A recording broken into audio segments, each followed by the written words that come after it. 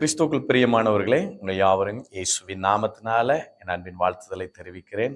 இந்த நாளிலும் ஒரு வார்த்தையின் மூலம் கர்த்தர் நம்மோடு இடைபெற இருக்கிறார். அந்த வார்த்தையை நாம் கேட்க ஆவலாய் காத்திருப்பீர்கள். நாம் யாவரும் ஜெபத்தோடு இந்த சத்தியத்திலே ஒளித்திருங்கள்.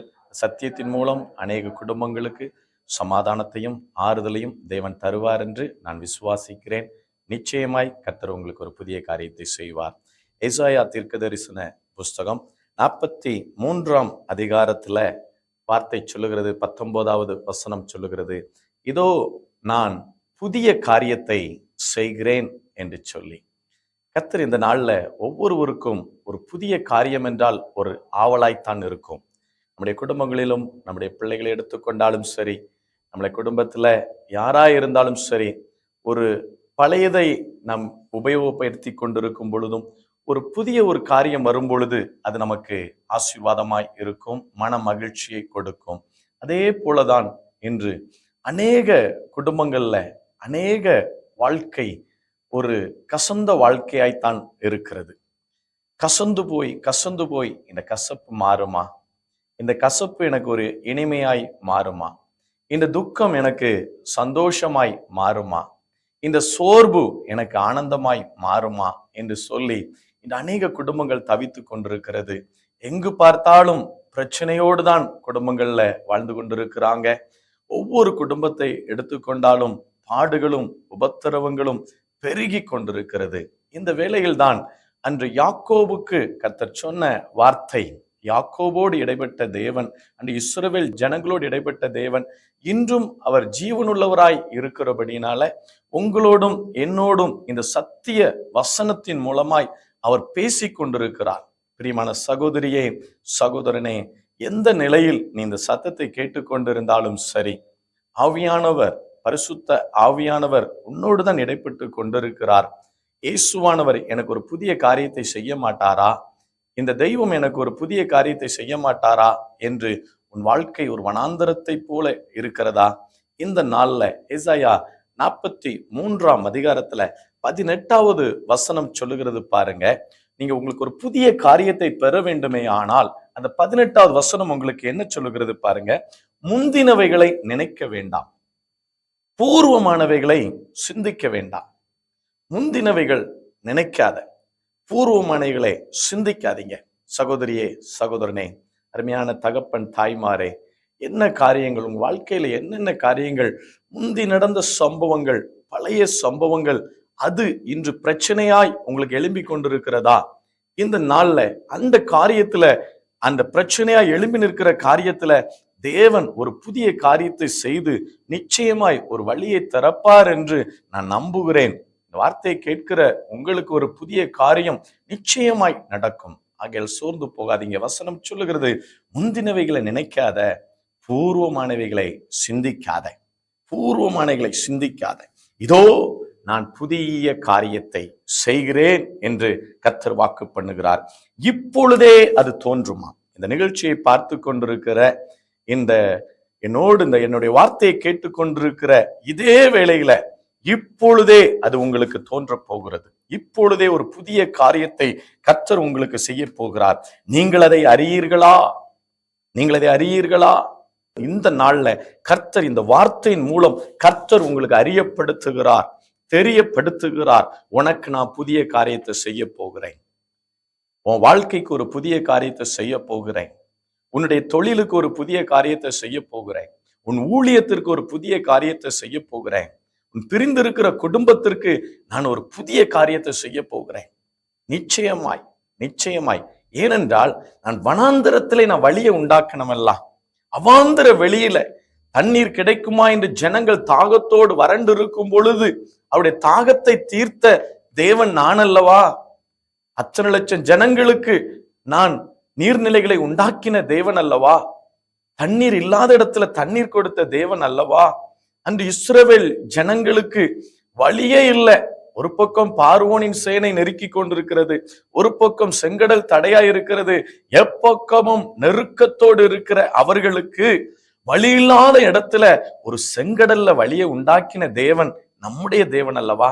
அவர் ஆச்சரியமானவர் அல்லவா? அவர் அதிசயமானவர் அல்லவா? நீனும் ரட்சிக்கப்பட்டு இத்தனை ஆண்டுகள் ஆயும் இன்று நாம் ஒரு உணர்வில்லாத வாழ்க்கையை வாழ்ந்து கொண்டிருக்கிறோமே, இந்த அற்புதங்களை எல்லாம் மறந்து போகிறோமே, இந்த அதிசயங்களை எல்லாம் மறந்து போகிறோமே. ஆபத்து காலத்தில் என்னை நோக்கி கூப்பிடு என்று சொல்லி இருக்கிறார. நாம ஆபத்து காலத்துல யாரை நோக்கி கூப்பிடுகிறோம்? கொஞ்சம் யோசித்து பார்ப்போம். அஞ்சனம் பார்க்கிறவர்களையும், நாள் பார்க்கிறவர்களையும், குறி சொல்லுகிறவர்களையும் நாம் நாடி தேடி ஓடுகிற ஜனங்களாய் இருக்கிறாங்க. இந்த நாளில் இன்று இந்த சத்தத்தை உண்மையாய் கேட்டுக்கொண்டு இருப்பாயே, ஆனால் கர்த்தர் உன்னோடு தான் பேசி கொண்டிருக்கிறார். உன் வாழ்க்கைக்கு ஒரு புதிய காரியத்தை செய்கிறார். கணவன் மனைவி பிரிந்து இருக்கிறீங்களா? இல்லை என்றால் பிரிந்து சேர்ந்து இருக்கிறீங்களா? பழையவைகளை நினைக்காதீங்க, பழையவைகளை மறந்துருங்க. பழையவைகளை, முந்தினவைகளை, பூர்வமானவைகளை பேசி பேசி பேசி நீங்கள் புதிய காரியத்தை பெற்றுக்கொள்ளாமல் இருக்கிறீர்கள். புதிய ஒரு அதிசயங்களையும் அற்புதங்களையும் பெற்றுக்கொள்ள முடியாமல் இருக்கிறது. தேவனுடைய புதிய ஒரு காரியங்கள், புதிய ஒரு அற்புதங்களை செய்வதற்கு, ஒரு சமாதானத்தை தருவதற்கு, ஒரு மகிழ்ச்சியை உண்டாக்குவதற்கு எது தடையா இருக்கிறது தெரியுமா? உங்களுடைய பழைய வாழ்க்கை, பழைய காரியங்கள். ஏதோ கணவன் செய்த தவறாய் கூட இருக்கலாம், மனைவி செய்த தவறாய் கூட இருக்கலாம். நீங்கள் அதை பெரிதுபடுத்தி இன்றளவாயிலும் நீங்க பேசிக்கொண்டிருக்கிறபடியினால புதிய காரியத்தை பெற்றுக்கொள்ள முடியாமல் இருக்கிறீங்க. அது சகோதர சகோதரிகளுக்குள்ள உறவாய் இருக்கலாம், இல்லை என்றால் தகப்பன் பிள்ளைக்குள்ள உறவாய் இருக்கலாம். பாருங்களேன், அந்த இளைய குமாரன் தன்னுடைய உள்ள ஆசி எல்லாவற்றையும் இழந்து தன் தகப்பனை சந்தித்து வந்து நிற்கும் பொழுது தகப்பன் மார்போடு அணைத்து கட்டி தழுவினது போல அந்த அன்பு அவன் செய்த பாவத்தை எல்லாம் மூடி போட்டதல்லவா? அந்த தகப்பனுடைய உள்ளம் எப்படிப்பட்டதா இருந்தது? நீ என்னை விட்டு போனாயே என்று குத்தி காண்பிக்கவில்லையே, நீ இதெல்லாம் செய்தாயே என்று சொல்லி சுட்டி காண்பிக்கவில்லையே. எதை காண்பித்தது? அவருடைய அன்பு அங்கே ஒரு ரட்சிப்பை உண்டாக்கினது அல்லவா? அவனுக்கு, அந்த இளைய குமாரனுக்கு ஒரு புதிய வாழ்க்கையை கொடுத்து ஒரு நம்பிக்கை உண்டாக்கினது அல்லவா? அதே போல பிரியமான சகோதரனே, சகோதரியே, இன்றும் கூட பாவம் செய்தது ஒருவேளை இருக்கலாம். கணவன் உங்களுக்கு தெரியாமல், இல்லை என்றால் மனைவி உங்களுக்கு தெரியாமல், தகப்பனுக்கு தெரியாமல், பிள்ளை, இப்படி சகோதரருக்குள்ள விரோதங்கள் பல இருந்தது உண்மைதான், நடந்தது உண்மைதான், நடக்கவில்லை என்று சொல்லவில்லை. ஆனால் அதையே பேசிக்கொண்டிருப்போமே, ஆனால் நாம் தேவனுடைய பிள்ளைகள் அல்லவே, தேவனுடைய பிள்ளைகள் அல்லவே. பழையவைகளை களைந்து போட வேண்டும் என்று சொல்லப்பட்டிருக்கிறது. கொரிந்தியர்ல சொல்லப்பட்டிருக்கிறது, எபேசியர் 4ஆம் அதிகாரத்துல சொல்லப்பட்டிருக்கிறது.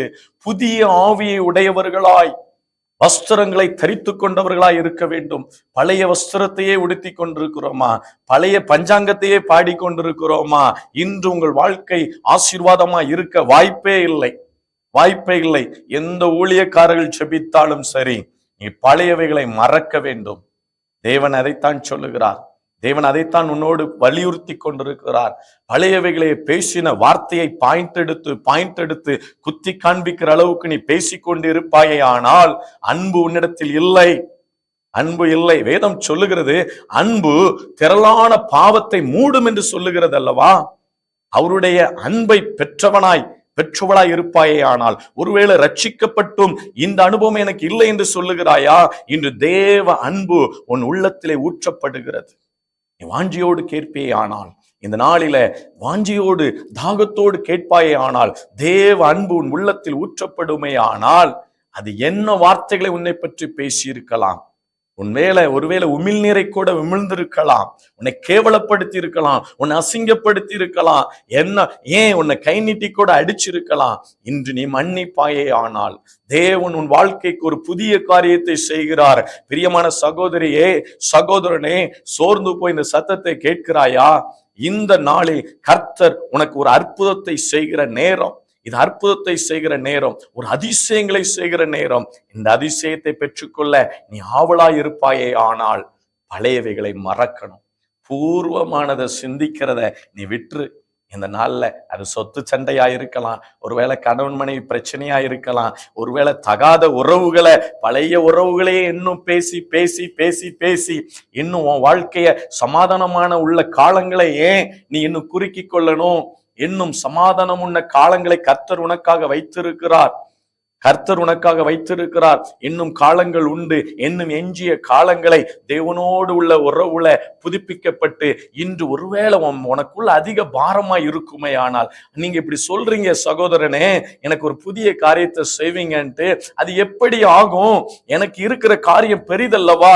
தேவனுடைய பார்வையில எதுவுமே பெரியதல்ல. ஏனென்றால் தேவனால் எல்லாம் கூடும் என்று சொல்லப்பட்டிருக்கிறது. அவர் பாருங்க, நீர்நிலைகளை உண்டாக்கின தேவன். இந்த நாள்ல உனக்காக என்ன உண்டாக்க வேண்டும், என்ன குறைபாடு இருக்கு? நாமெல்லாம் அற்ப காரியத்திற்காக, அதை இயேசு கிறிஸ்து சீசரிடம் சொல்லுவார், அற்ப விசுவாசிகளே ஏன் சந்தேகப்பட்டீர்கள்? இன்றும் கூட இந்த நிகழ்ச்சியை சந்தேகத்தோடு கேட்டுக்கொண்டிருப்பீர்களே, ஆனால் இன்று உங்கள் துக்கம் சந்தோஷமாய் மாறப்போகிறது. சந்தேகங்கள் மறைந்து விசுவாசத்தினால், நீங்கள் நம்பிக்கையினால் நீங்கள் எழுந்து நில்லுங்கள். கர்த்தர் உங்களுக்காக ஒரு அற்புதத்தை செய்வார் என்றால் வார்த்தை சொல்லுகிறது. அதே 43ஆம் அதிகாரம் 2வது வசனம் அதைத்தான் சொல்லுகிறது. அவர் என்ன செய்வாரா? நீ தண்ணீர்களை கடக்கும் போது நான் உன்னோடு இருப்பேன். நீ ஆறுகளை கடக்கும் பொழுது அவைகள் உன்மீது புரளுவது இல்லை. கர்த்தருடைய வார்த்தை ஜீவனுள்ள வார்த்தை. இந்த வார்த்தையை நீ நம்புவாயே ஆனால் இன்று பாருங்க, நீ தண்ணீர்களை கடந்து பார். ஆறுகள், இதெல்லாம் ஒரு பிரச்சனை, போராட்டம் தான். ஏன் இப்ப நமக்கு தண்ணீர் தான் வர வேண்டும் என்று அல்ல. வருகிற பிரச்சனை எல்லாமே, நான் வெள்ளத்தில் மூழ்கி நிற்கிறது போல இருக்கிறேனே, யார் எனக்கு கரம் நீட்டுவார், யார் எனக்கு ஒத்தாசையாய் நிற்பார் என்று கலங்கி கொண்டிருக்கிறாயா? இந்த உலகம் ஒருவேளை கை நீட்டாமல் இருக்கலாம், இந்த உற்றார் உன்னை கை நீட்டாமல் இருக்கலாம், இந்த உறவுகள், சொந்தங்கள், பந்தங்கள், நீ நம்பின காரியங்கள் ஒருவரும் உனக்கு கை நீட்டாமல் இருக்கலாம். வல்ல கரம், உன்னை உருவாக்கின கரம், உன்னை அழைத்த கரம், உன்னை தெரிந்தெடுத்த கரம், உனக்கு ஒரு வாழ்க்கையை தந்த கரம், அந்த இயேசுவின் கரம் உனக்காக நீட்டப்பட போகிறது. ஆகையால் அந்த ஒரு வசனத்தை மாத்திரம் நான் வாசிக்கிறேன் பாருங்க.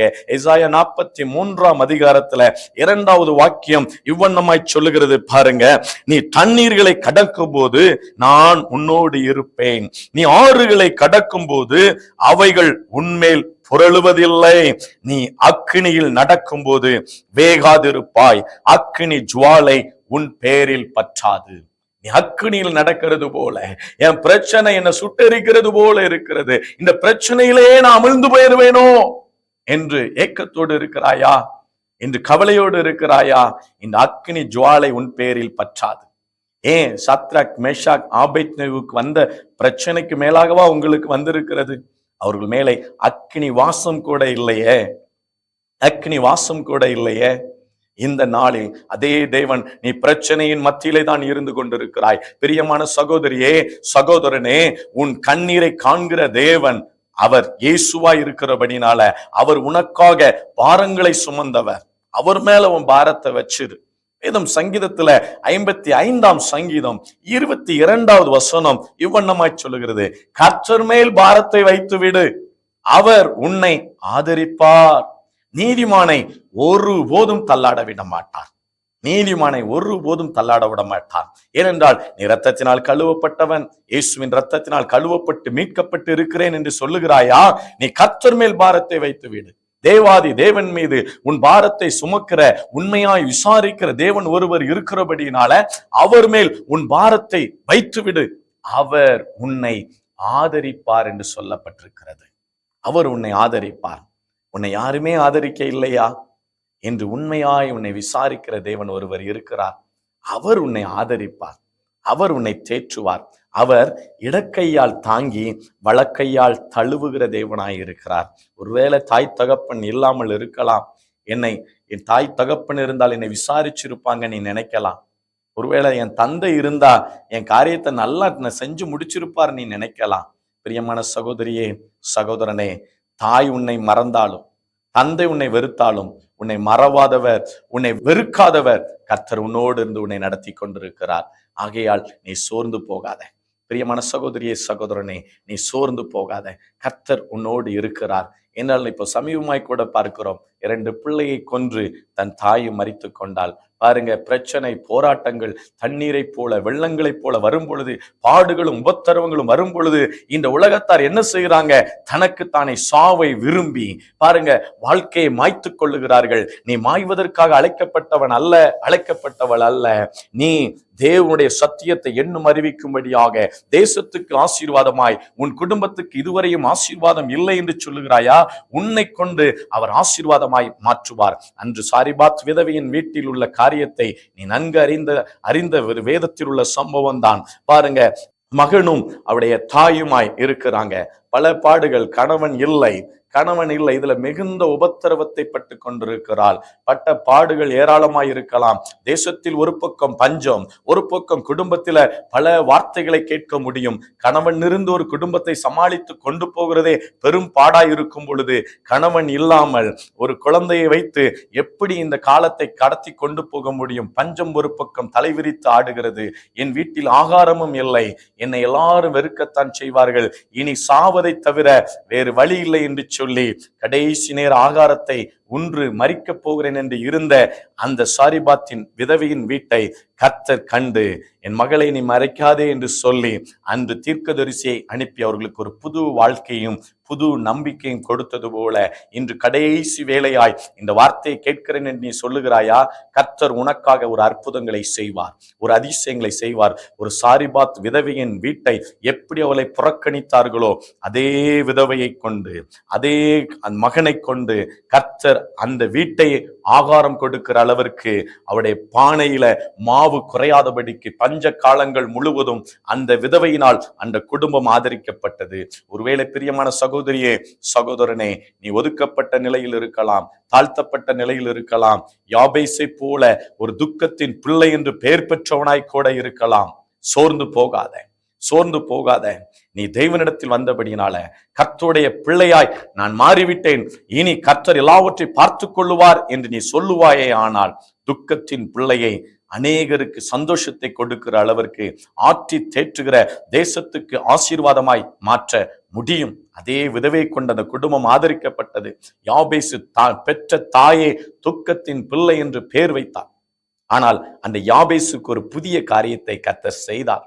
ஒரு புதிய காரியத்தை செய்தார். அவன் தேவனோடு வேண்டுதல் செய்யும் பொழுது, அவன் தேவனோடு, என் தாய் கூட என் துக்கத்தின் பிள்ளையின் பெயர் வச்சிருக்கலாம், இந்த உலகம் என்னை விளங்காதவன் சொல்லி இருக்கலாம், பலர் பலவிதமாய் என்னை தூஷணமாய் பேசி இருக்கலாம், என்னை அழைத்தவர் ஒருவர் உண்டே, அவர் எனக்கு அற்புதங்களை செய்ய முடியும்.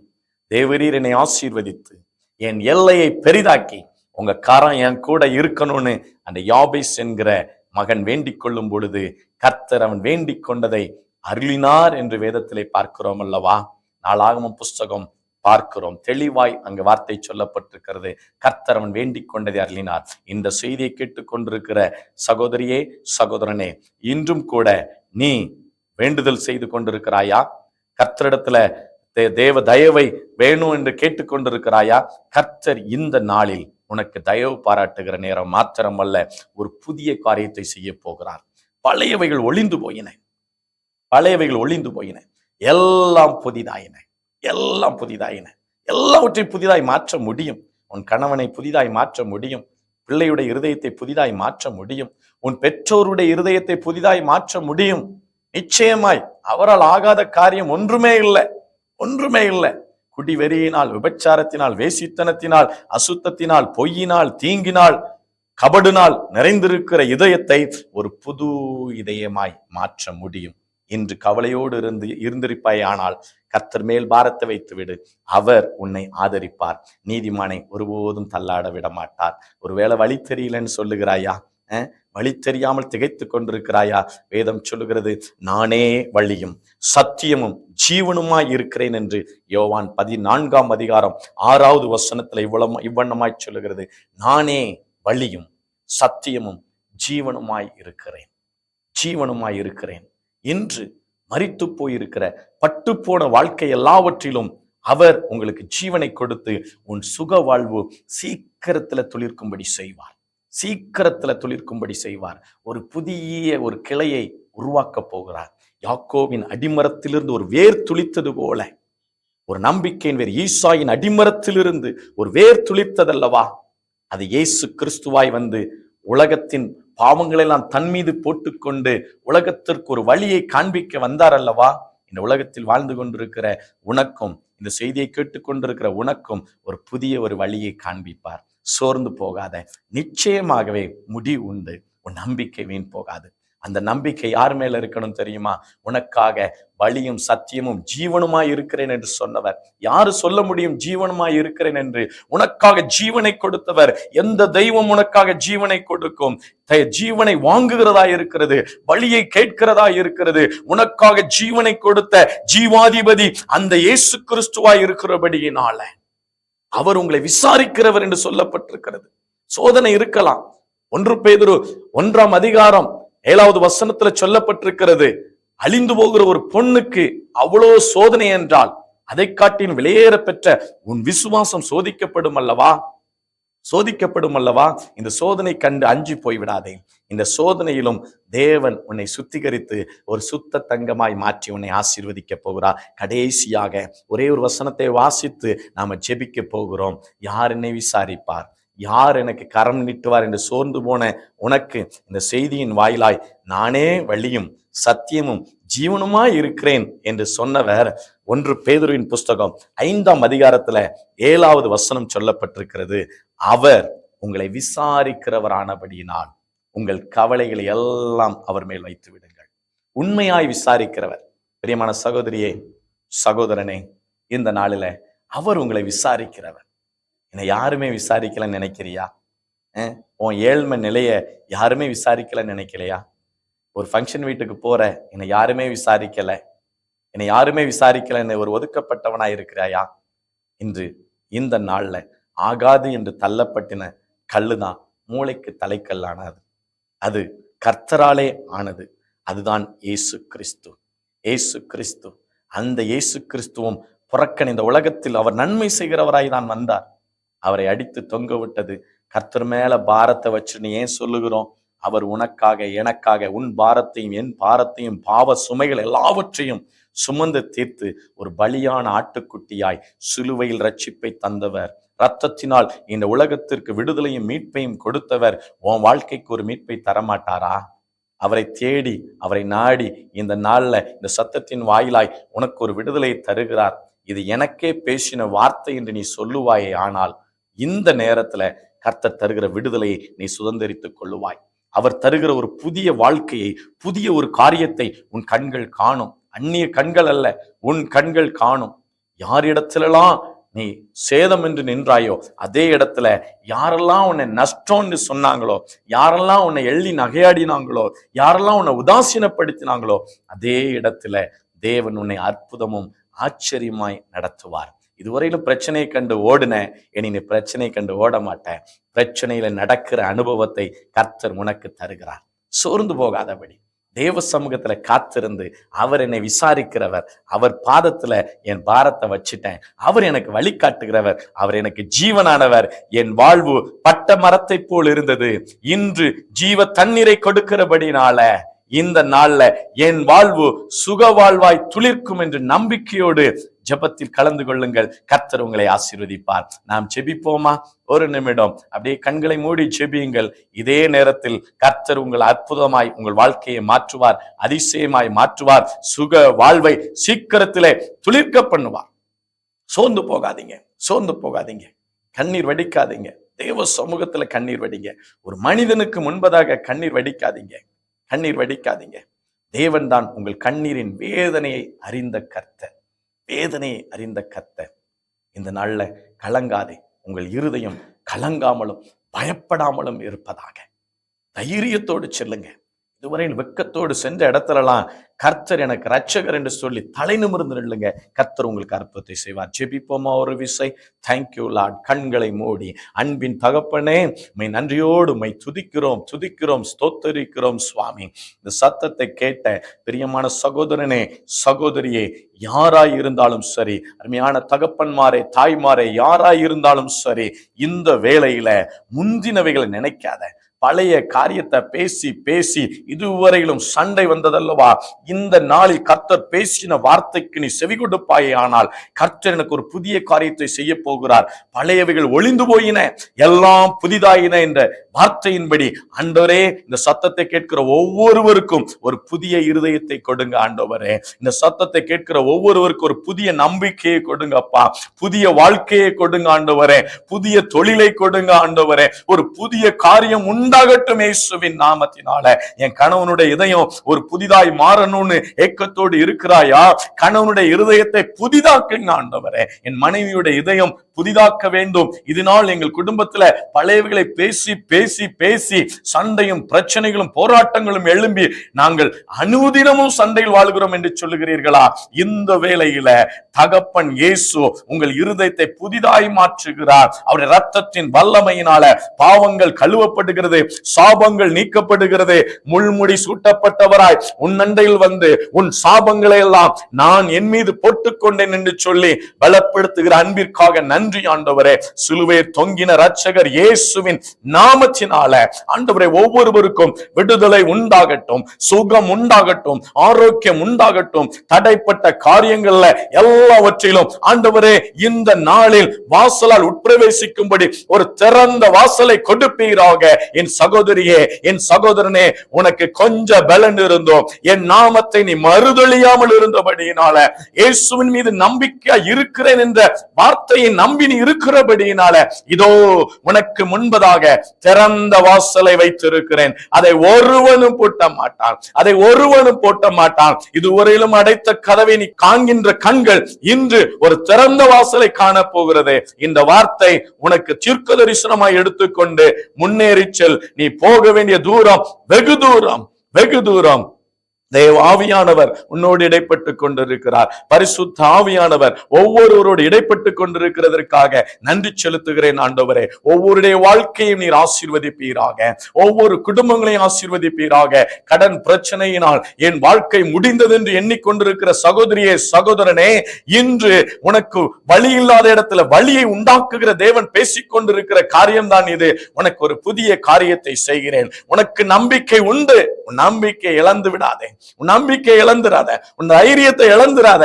தேவன் மீது நம்பிக்கை வைத்து பார், தேவன் மீது நம்பிக்கை வைத்து பார். மனுஷனை நம்பி மாம்சத்தை தன் புயபலமாக்கி கொள்ளுகிறவன் சபிக்கப்பட்டவன் என்று வேதம் சொல்லுகிறது. பிரியமான சகோதரியே, சகோதரனே, ஆண்டவரே இந்த நாள்ல ஒவ்வொருவருக்கும் தேவ கரம் நீட்டப்படுகிறதற்காக நன்றி அப்பா. இயேசு சுவாமி, உம்மைத்தான் நம்புகிறேன், உம்மைத்தான் விசுவாசிக்கிறேன். இன்று மனிதர்களின் அன்பு என்ன, உம்முடைய அன்பு என்ன என்கிறதை நான் அறிந்து கொண்டேன் என்று சொல்லி ஆவியானவர் ஆண்டவர் ஒவ்வொருவரோடு பேசுகிறதுக்காக நன்றி ஆண்டவரே. ஆண்டவரே, நீர் எவ்வளவாய் அன்பு வைத்திருக்கிறீரப்பா. இரு கரம் விரித்து ஆண்டவரே சிலுவையில எங்களுக்காக நீர் ஒப்பு கொடுத்தீரல்லவா. அந்த கல்வாரில் சிந்தின ரத்தத்தினால ஒவ்வொருவரையும் கழுவி சுத்திகரித்து ஒவ்வொருவருக்கும் ஒரு புதிய வாழ்க்கையும் புதிய நம்பிக்கையும் கொடுத்து நீர் ஆசீர்வதிக்கிறதற்காக நன்றி ஆண்டவரே. மீண்டும் ஒரு முறை இவர்களை சந்திக்கும் பொழுது ஆண்டவரே இவர்களுடைய சாட்சியை நாங்கள் எதிர்பார்க்கிறோம் அப்பா. ஆவியானவர் இவர்களோடு இடைபடுகிறதற்காக நன்றி செலுத்துகிறோம். அற்புதங்களையும் அதிசயங்களையும் செய்து ஆச்சரியமாய் நடத்தி செல்லுங்க. எந்த இடத்துல விழுந்தார்களோ அதே இடத்துல தலை நிமிர்ந்து நிற்கும்படி கர்த்தர் ஒரு அனுகூலமான வாசலை திறந்து கொடுங்கப்பா. பட்ட வாழ்க்கை ஆண்டவரே, கசப்பான வாழ்க்கை மதுரமாய் மாறட்டும். இவருடைய சுக வாழ்வு சீக்கிரத்தில் துளிர்க்கட்டும். வாழ்த்துகிறேன், ஆசீர்வதிக்கிறேன். தேவக்கரம் கூட இருந்து நடத்தட்டும். சகலவிதமான துதி, கனம், மகிமை உங்க ஒருவருக்கே செலுத்துகிறேன். இயேசுவின் இன்ப நாமத்தில் பிதாவே, ஆமேன், ஆமேன். கர்த்தர் நல்லவர். God bless you. கர்த்தர் உங்களை ஆசீர்வதிப்பார். இந்த செய்தி உங்களுக்கு மிகுந்த ஆசீர்வாதத்தை தந்திருக்கும் என்று நான் நம்புகிறேன். எங்களுடைய ஆராதனை ஜீவப்பம் சபை, இதுல ஆரைக்குளம் அருகாமையில இருக்கிற திருநெல்வேலி, ஆரைக்குளம் டு ஜோதிபுரம் போகிற வழியில் ஆலயம் அமைந்திருக்கிறது. ஞாயிறு தோறும் காலை 9 மணிக்கு ஆராதனை உண்டு. யாவரும் கலந்து கொள்ளுங்கள். தேவன் உங்களை ஆசீர்வதிப்பாக. God bless you.